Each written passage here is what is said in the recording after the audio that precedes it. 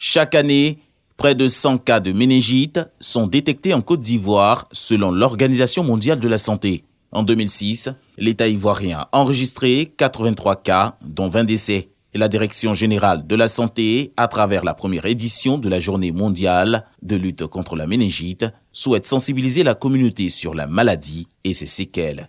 Pour reconnaître la méningite, il faut seulement regarder la notion de fièvre et la raideur de la nuque. Chez l'enfant, les signes sont divers, notamment des signes neurologiques, un bombement de la fontanelle, un refus de téter et tout ça qui évolue au contexte de fièvre. C'est une maladie invalidante, pourvoyeuse de séquelles, notamment une cécité, une surdité. L'occasion est donnée aux professionnels de la santé de proposer des stratégies pour vaincre la méningite d'ici 2030, car négligée ou maltraitée, elle s'avère mortelle. Nous faisons de la recherche sur la méningite. Donc depuis 2019, on a eu à mener des études et on s'est rendu compte que les bactéries, elles circulent, mais chez des personnes saines. C'est des maladies qu'on peut prévenir. Donc ça veut dire qu'avec une recherche et puis un travail en commun, on peut trouver des solutions durables comme cette maladie-là. La méningite touche aussi bien les enfants que les adultes.